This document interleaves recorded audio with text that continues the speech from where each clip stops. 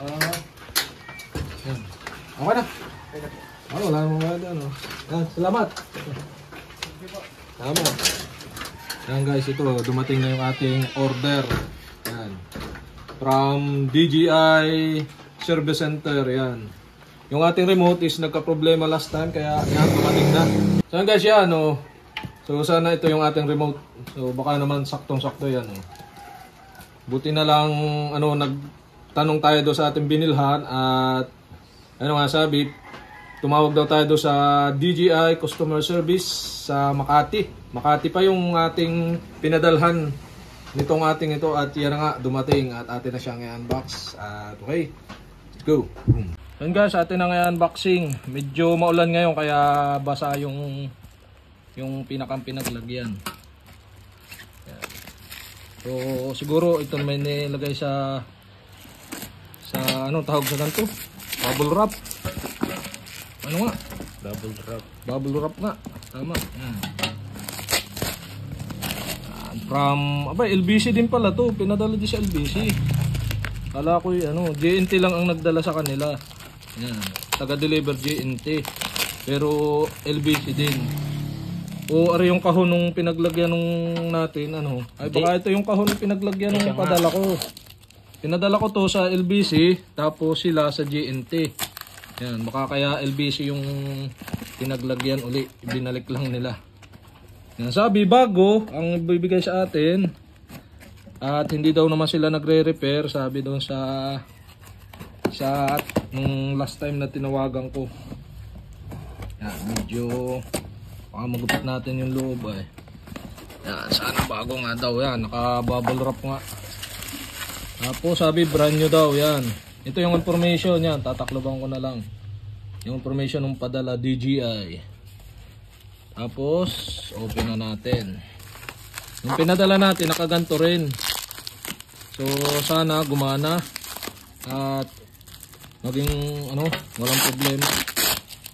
Yan guys, open na natin. Medyo nahirapan tayo pag secure naman ang paglalagay nila ng yan. Bago. Parang bago nga O ito rin, na-repair lang. May plastic ay repair. O repair. Pero hindi. Bago. Mukhang amoy natin. Bago. Yan, may plastic pa. Parang ang bago, may plastic pa ay O nilagyan lang. Bago na kanang ay. Ewan ko nga, nung nakaraan nung binuksan natin nung nag-unboxing tayo nung bago, ibang lalagyan niya. Pero ewan ko kung repair. Pero mukhang bago, makinis. Bago, nangangamoy bago ay. May bago ba? Oo Ibig sabihin, bago nga. So ayun guys, testingan na natin kung nag-charge. Once na nag-charge to, tatry naman natin to sa i-connect sa ating drone. Okay? So guys, ito Type-C, ating ilalagay ito. So yan, meron nakalagay dito. Hindi natin alam kung brand new o repair. Pero sabi hindi daw sila nagre-repair. Kaya naman, try natin sana umilaw para once na umilaw. So medyo nakakasigo-siguro na tayo na gumana. Yun, guys, umilaw na nga. Success. Ibig sabihin nagcha-charge yung ating remote ng drone. Ibig sabihin, possible na connect siya. So abangan nyo mamaya, i-connect natin naman doon once na ma-fully charge na to. I-connect natin sa ating drones, okay? Let's go to charge this new DJI remote control.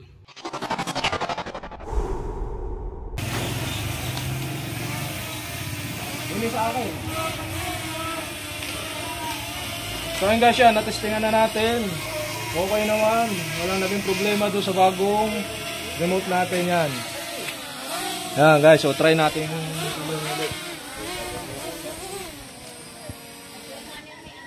Yan guys, okay na.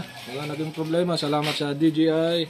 Ano tawag doon? DJI Service Center. Service Center at yan, naging okay na yung ating na wala tayong gastos. Okay na yung ating remote na hindi tayo gumastos sa pagpapagawa. Okay, thanks po. So, what's up mga guys? Welcome back again to Richard Kabili. And today, nga pala yan guys, ating itutuloy yung ating naputol na paglipad or tutorial nitong ating drone. At dahil dumating na nga yung ating remote from DJI Authorized Service Center, at yan, titestingan na uli natin. Tatapusin natin yung ating hindi natapos na tutorial doon sa quick shot nitong drone. Doon tayo sa circle circle na tutorial. Kaya naman pinagpatuloy ko na ito dahil sayang at hindi nyo malalaman o hindi nyo makikita. So tuturo ko sa inyo yung ating pagpapalipad ng quick shot. So ito nga pala yung dalawa na lang. Yung dalawa nandun sa isang video, sa una natin video, doon sa part na nasira itong ating remote. Kaya naman tutuloy natin dito sa next video. So okay, let's do the tutorial.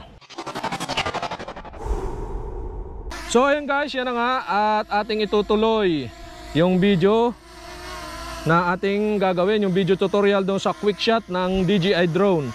So bali tatlo pang ating gagawin, yung circle, Hilux at boomerang. Yan, ito na yung ating drone, yan.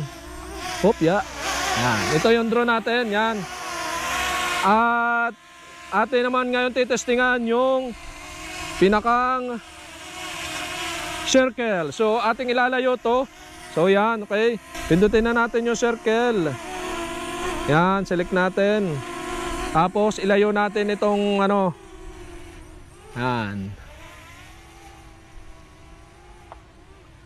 Yan, sa part na to nakalayo na. Titingnan nyo yung paikot kung wala bang tatamaan. Yan, angat pa natin ng konti. Yan. Tapos nakatutok na dito sa atin, yan. Yan, tapos ay yan. Kailangan nating o baba natin ng konti para hindi tayo nadidetect Yan. Kailangan may mag-flash na green. Yan. Tapos circle, yan. Okay, yan, plus na green. So, pwedeng kaliwa kanan, select nyo lang. Yan, nakaselect na tayo. Tapos kanan pala. Kanan. Pag ganun, pa kanan na nga. Yan, tama na. Pag ganun ang ikot yan. Okay. Let's start na natin. Press nyo yung start button. 3, Yan. 2, And 3, 2, 1, 0. Yan, guys. So, kita nyo sa video natin ang drone. So, naikot na siya. Yan, paikot. 360 degree. Our hearts beat to the city streets. We began to feel the fire. We rise like tall buildings. At next naman natin yung Hilux. So Hilux, yan, select nyo yung Hilux. So baba natin ng konti. Yan. Baba natin Hilux, yan. Tapos iikot siya, yan, select nyo ulit yung pinaka center niya. Ang radius, maximum radius niya 10 meter. So try natin ng 60 meter lang, yan. Tapos click nyo na yung start. So iikot siya, palawak ay palawak, patas ay patas ata. Yan, makikita nyo, yan. Start na natin. 3, 2, 1. Yan. 1. Ayun, habang nataas, naikot. Yan, yun ang Hilux, 60 meter ang taas. Ang taas niya 60 meters. Yan. Our hearts beat to the city streets. We began to feel the fire. We rise like tall buildings as the chemicals they take us higher. The night's young and it's just begun as she puts her hand in mine. Ay, ama. At dahil naulan na, yan, binaba na natin. Pero natapos naman yung Hilux na pag-ikot niya. Ay, naulan na naman. Ay.